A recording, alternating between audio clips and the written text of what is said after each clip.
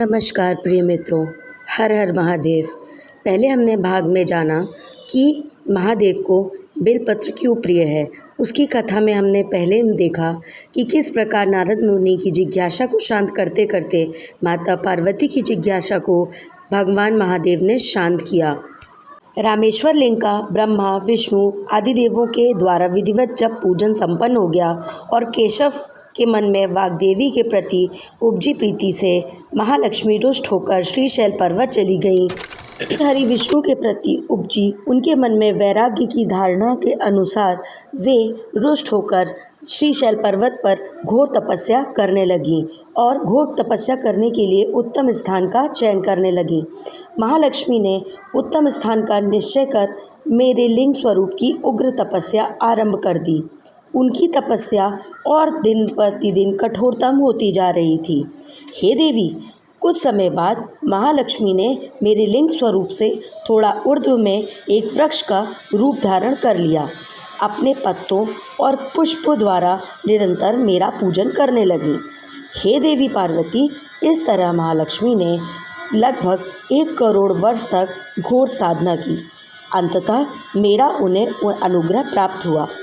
तब वरदान स्वरूप महालक्ष्मी ने मांगा कि हे महादेव, श्रीहरि के मन में मेरे प्रभाव से जो वाग्देवी के लिए स्नेह उत्पन्न हुआ है वह समाप्त हो जाए।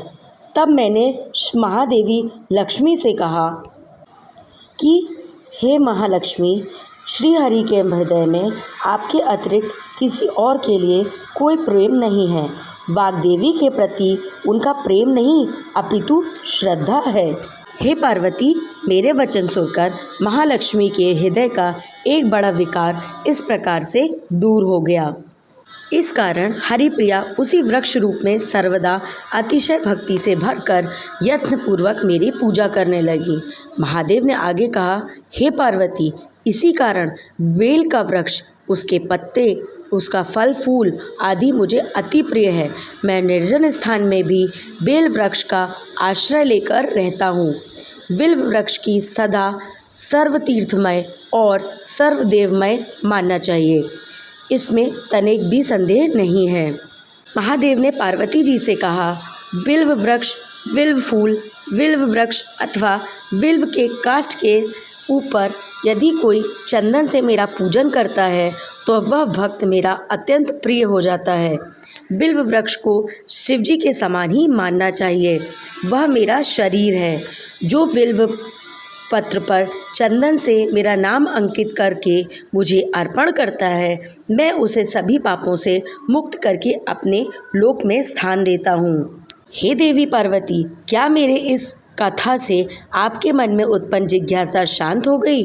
तो देवी पार्वती जी ने कहा, हाँ महादेव, आपके द्वारा मधुर वचनों से माता लक्ष्मी के बिल्व वृक्ष के स्वरूप जानने के पश्चात मेरी जिज्ञासा शांत हो चुकी है।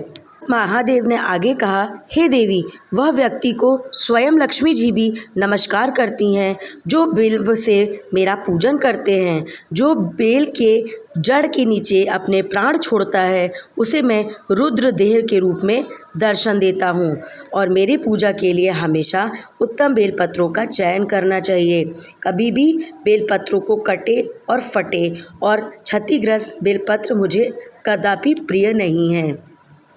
प्रकार हम सभी ने यह कथा के रूप में जाना कि बेलपत्र को माता लक्ष्मी जी का स्वरूप क्यों माना जाता है और कहा जाता है जिस घर में बेलपत्र लगा होता है उस घर में कभी भी दरिद्रता नहीं आती, हमेशा माता लक्ष्मी का वास होता है। तो बोलिए हर हर महादेव। आप सभी को हमारे वीडियो कैसे लगते हैं? यदि अच्छे लगते हैं तो लाइक, शेयर, फॉलो और सब्सक्राइब जरूर करिए।